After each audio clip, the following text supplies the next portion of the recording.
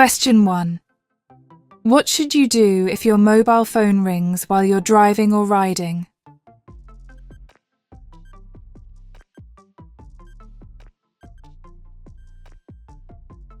C. Leave it until you have stopped in a safe place. It's illegal to use a handheld mobile or similar device when driving or riding, except in a genuine emergency. The safest option is to switch off your mobile phone before you set off and use a message service. If you've forgotten to switch your phone off and it rings, you should leave it. When you've stopped in a safe place, you can see who called and return the call if necessary. If you want to pass DVSA theory test in first time, you can download our EOS app. App contains 2,500 DVSA test questions, 250 hazard perception videos, 630 traffic road signs and 300 highway code rules. Even 98.50% people pass their test first time after using our app.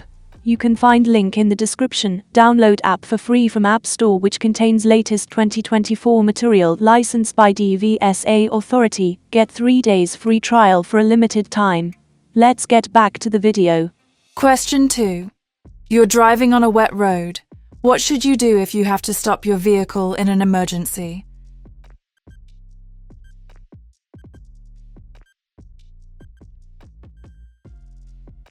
A. Keep both hands on the steering wheel. As you drive, look well ahead and all around so that you're ready for any hazards that might develop. If you have to stop in an emergency, react as soon as you can while keeping control of the vehicle. Keep both hands on the steering wheel so you can control the vehicle's direction of travel. Question 3. You're turning right onto a dual carriageway. What should you do before emerging?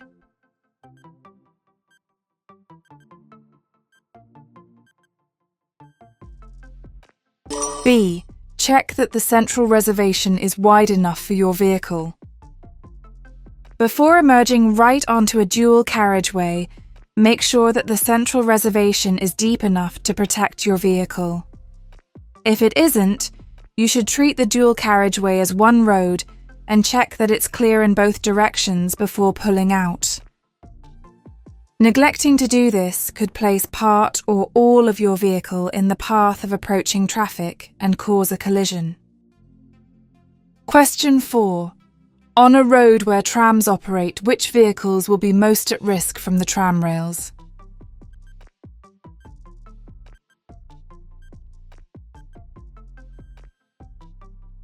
B. Cycles.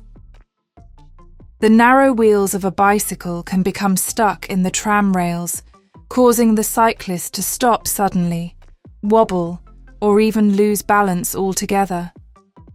The tram lines are also slippery, which could cause a cyclist to slide or fall off. Question 5. You're approaching an unmarked crossroads. How should you deal with the junction?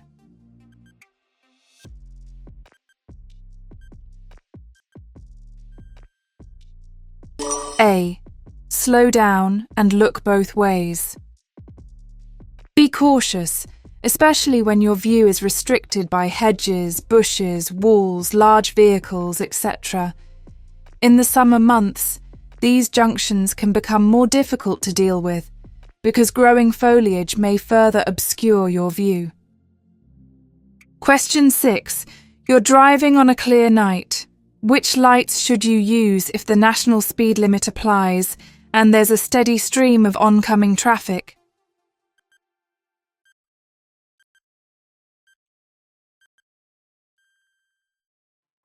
C. Dipped headlights. Use the full beam headlights only when you can be sure that you won't dazzle other road users. Question 7. How much more fuel will you use by driving at 70 miles per hour compared with driving at 50 miles per hour?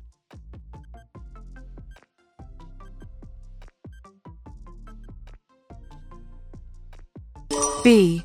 About 15%. Your vehicle will use less fuel if you avoid heavy acceleration. The higher the engine revs, the more fuel you'll use.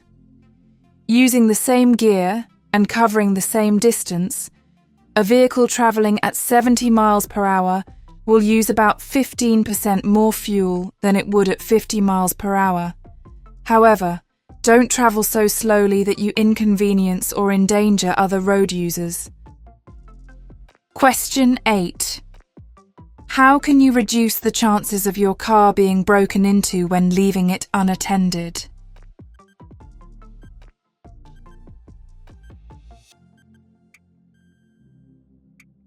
C.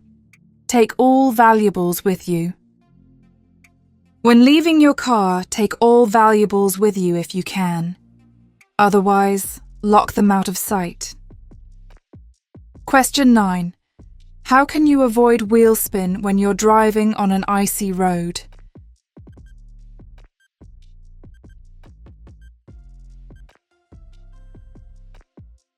A. Drive at a slow speed in the highest gear possible. If you're travelling on an icy road, extra caution will be required to avoid loss of control. Keeping your speed down and using the highest gear possible will reduce the risk of the tyres losing their grip on this slippery surface. Question 10. Why must you take great care when emerging from this junction?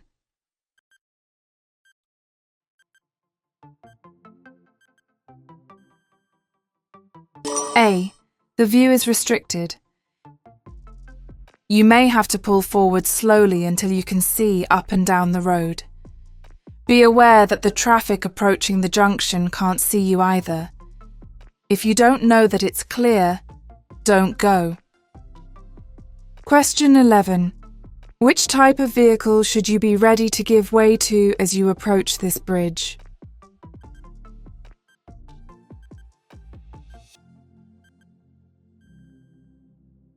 D. Buses.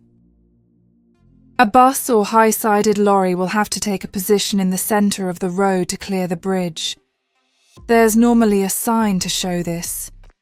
Look well ahead, past the bridge, and be ready to stop and give way to large oncoming vehicles. Question 12. What should you do if a driver pulls out of a side road in front of you, causing you to brake hard?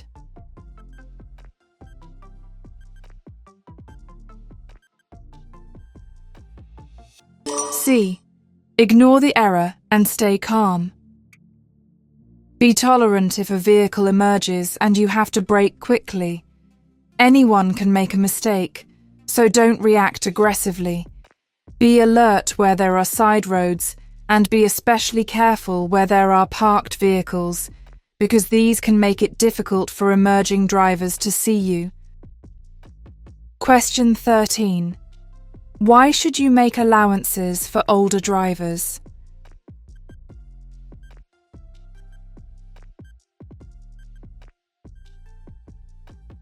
A. Older drivers' reactions may be slower than other drivers. As people age, their reaction time gets slower. The rate of decline varies from person to person, but you can expect them to take longer to react to a hazard, and they may be hesitant in some situations, for example, at a junction. Question 14. You're on a 3-lane motorway. How should you overtake a slow-moving lorry in the middle lane if it's showing this sign?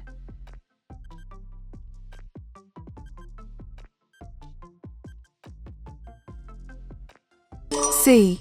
Approach with care and overtake on the left of the lorry. This sign is found on slow-moving or stationary works vehicles.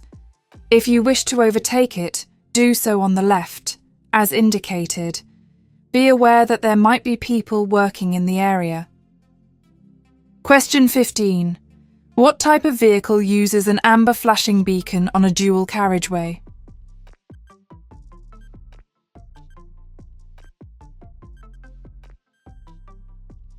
D. A tractor. An amber flashing beacon on a vehicle indicates that it's moving slowly or stopped and a possible hazard. Look well ahead on a dual carriageway, and you should be able to see and respond to these vehicles in good time. Question 16. What might you expect to happen in this situation?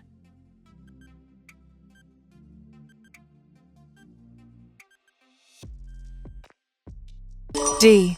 Traffic will move into the left-hand lane. Be courteous and allow the traffic to merge into the left-hand lane. Question 17. Why should these road markings be kept clear?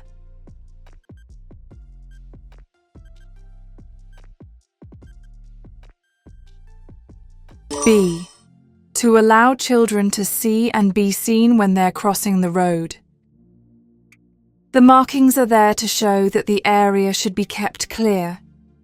This is to allow an unrestricted view for pedestrians, approaching drivers and riders, children wanting to cross the road. Question 18. You see a horse rider as you approach a roundabout. What should you do if they're signalling right but keeping well to the left?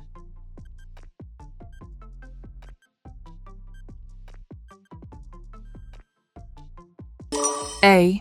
Stay well back. Allow the horse rider to enter and exit the roundabout in their own time. They may feel safer keeping to the left all the way around the roundabout. Don't get up close behind or alongside them, because that would probably upset the horse and create a dangerous situation. Question 19. What does this sign mean?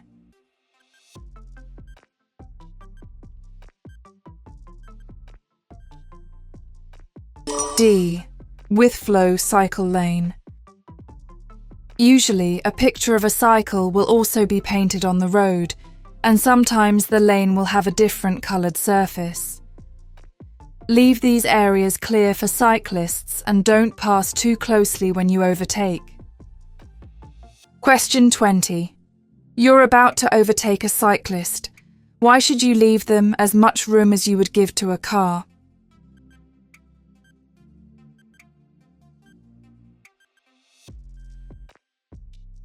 C.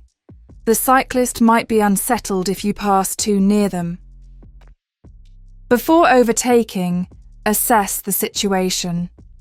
Look well ahead to see whether the cyclist will need to change direction. Be especially aware of a cyclist approaching parked vehicles, as they'll need to alter course. Don't pass too closely or cut in sharply, as this could unsettle the rider. Question 21. You're turning right from a main road into a side road. There's no oncoming traffic. What should you do if pedestrians are standing on the pavement waiting to cross the side road?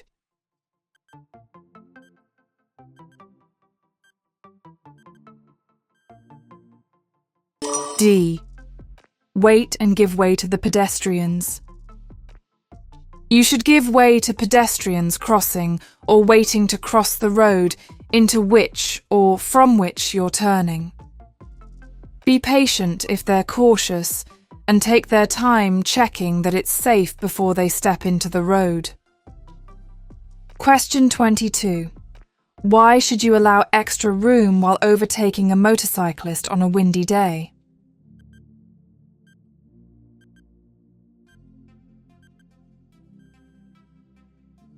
A.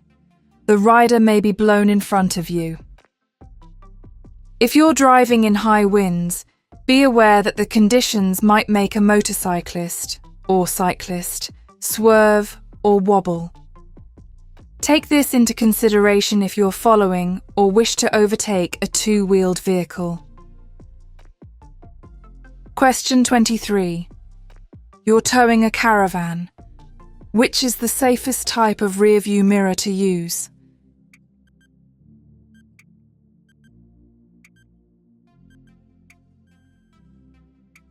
C. Extended arm side mirrors. Towing a large trailer or caravan can greatly reduce your view of the road behind. You may need to fit extended arm side mirrors so that you can see clearly behind and down both sides of the caravan or trailer. Question 24.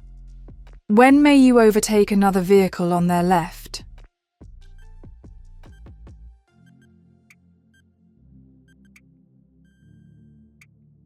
B. When you're in a one-way street.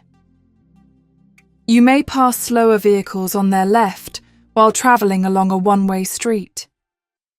Be aware of drivers who may need to change lanes and may not expect faster traffic passing on their left. Question 25. When will you feel the effects of engine braking?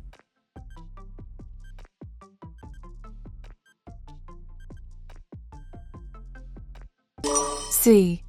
When you change to a lower gear. You will feel the effect of engine braking when you take your foot off the accelerator. Changing to a lower gear will increase the effect. Question 26. Which vehicles are prohibited from using the motorway?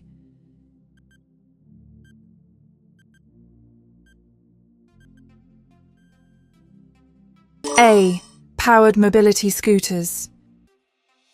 Motorways mustn't be used by pedestrians, cyclists, motorcycles under 50cc, certain slow-moving vehicles without permission, and powered wheelchairs, mobility scooters. Question 27. You have stopped in an emergency area. What must you do before you rejoin the carriageway?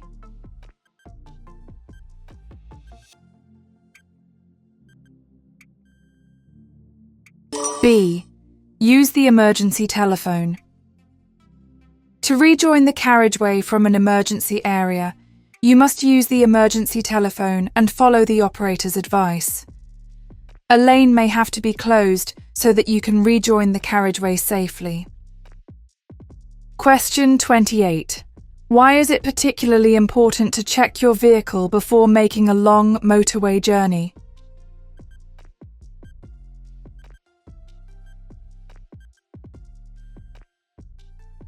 D. Continuous high speeds increase the risk of your vehicle breaking down. Before you start your journey, make sure that your vehicle can cope with the demands of high-speed driving. You should check a number of things, the main ones being fuel, oil, water, and tyres. You also need to plan rest stops if you're making a long journey. Question 29. How should you signal if you're going straight ahead at a roundabout?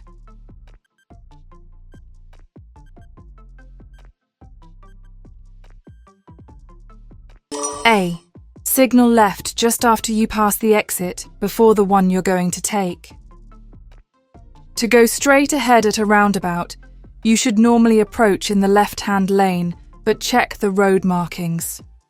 At some roundabouts, the left lane on approach is marked left turn only, so make sure you use the correct lane to go ahead. You won't normally need to signal as you approach, but signal before you leave the roundabout, as other road users need to know your intentions. Question 30. You're reversing into a side road. When would your vehicle be the greatest hazard to passing traffic?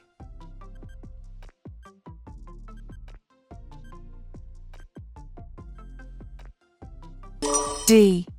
When the front of your vehicle swings out.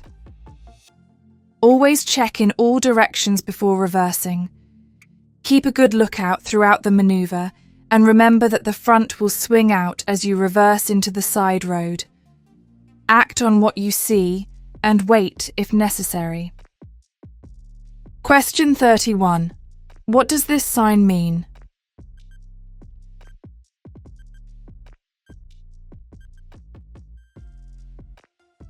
A. No overtaking.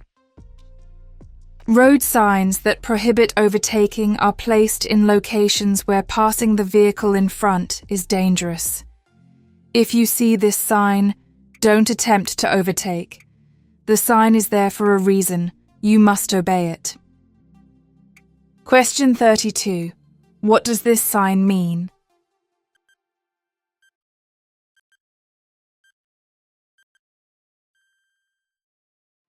B. Crossroads. The priority through the junction is shown by the broader line.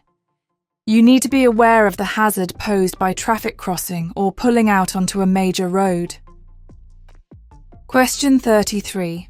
What does this sign mean?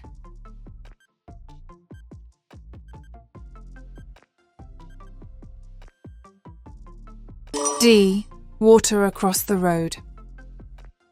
This sign is found where a shallow stream crosses the road. Heavy rainfall could increase the flow of water.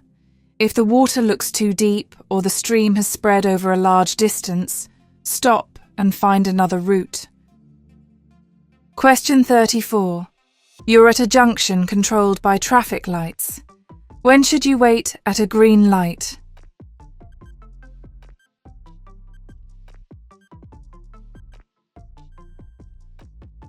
C. When your exit from the junction is blocked. As you approach the traffic lights, look into the road you wish to take. Only proceed if your exit road is clear. If the road is blocked, hold back, even if you have to wait for the next green signal. Question 35. How will a police officer in a patrol vehicle signal for you to stop?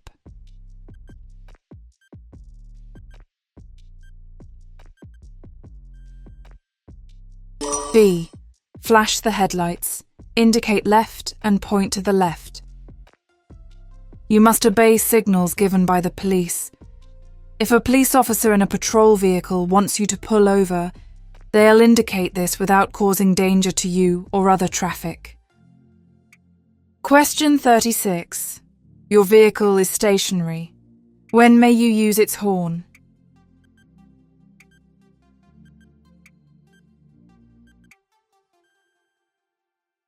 D. When another road user poses a danger. When your vehicle is stationary, only sound the horn if you think there's a risk of danger from another road user. Don't use it just to attract someone's attention. This causes unnecessary noise and could be misleading. Question 37. Your car requires an MOT certificate. When is it legal to drive it without an MOT certificate?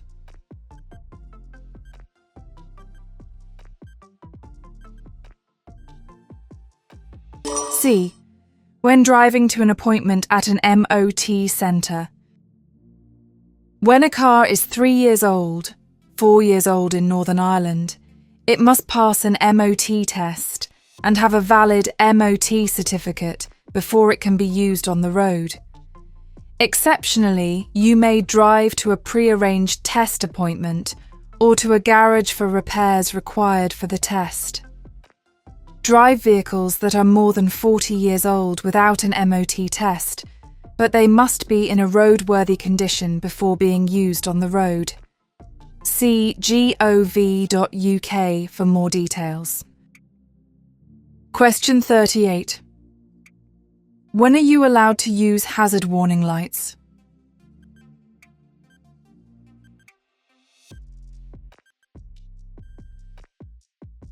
B. When stopped and temporarily obstructing traffic. You mustn't use hazard warning lights while moving, except to warn traffic behind when you slow suddenly on a motorway or unrestricted dual carriageway. Never use hazard warning lights to excuse dangerous or illegal parking. Question 39. You arrive at the scene of a motorcycle crash. The rider is injured. When should their helmet be removed?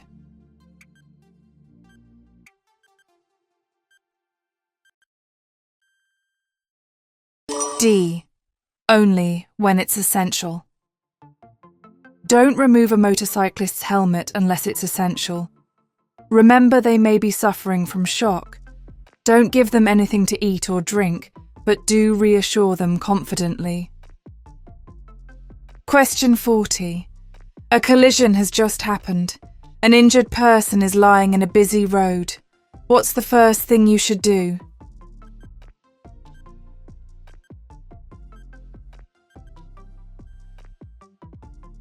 D. Warn other traffic. The most immediate danger is further collisions and fire. You could warn other traffic by switching on hazard warning lights, displaying an advance warning triangle or sign, but not on a motorway, or by any other means that doesn't put you or others at risk. Question 41. What should you do if a tyre bursts while you're driving?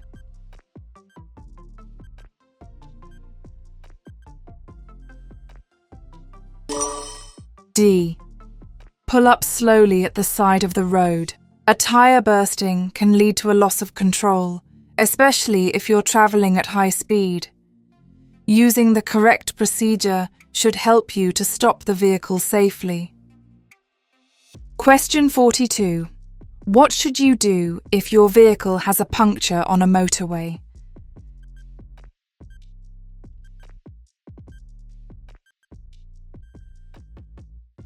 D. Pull up on the hard shoulder or in an emergency refuge area and call for assistance.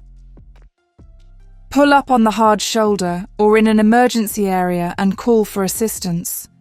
Don't attempt to repair your vehicle while it's on the hard shoulder because of the risk posed by traffic passing at high speeds. Question 43. You lose control of your car and damage a garden wall. What must you do if the property owner isn't available?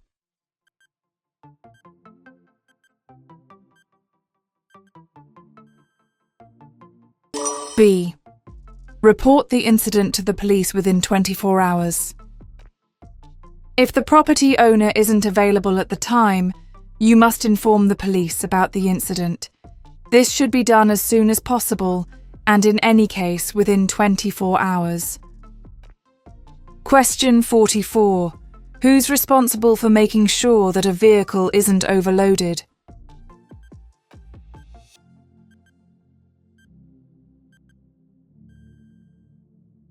A. The driver of the vehicle.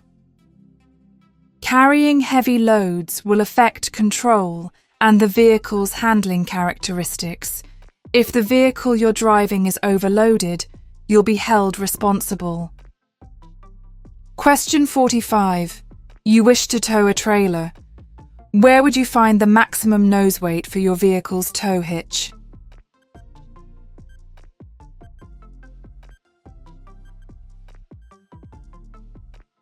B. In the vehicle handbook. You must know how to load your trailer or caravan so that the hitch exerts an appropriate downward force on the tow ball. Information about the maximum permitted nose weight can be found in your vehicle handbook or obtained from your vehicle manufacturer's agent. Question 46. You're about to start a journey towing a trailer. What should you do if you notice that a light on your trailer is not working?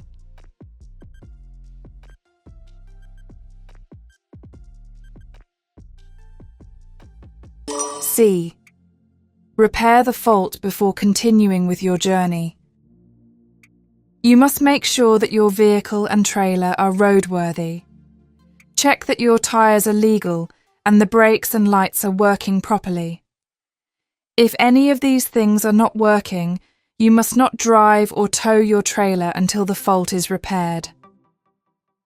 Question 47. What does this sign mean?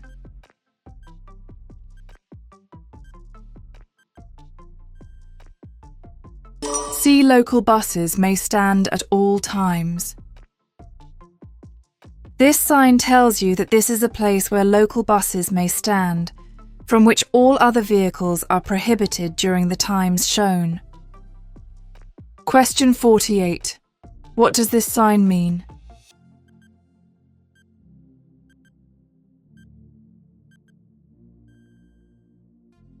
C. Pedal cyclists to dismount at end of a cycle lane, track or route.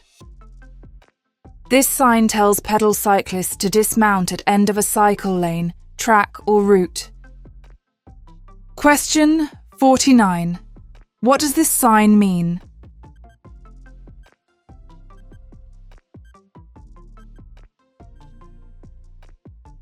D. No vehicles except pedal cycles being pushed by hand.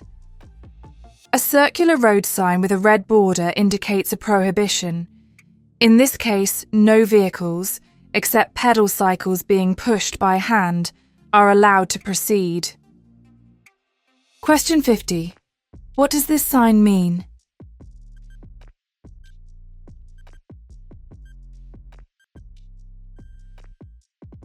B. Look out for trams approaching from both directions. This sign reminds pedestrians to look out for trams approaching from both directions.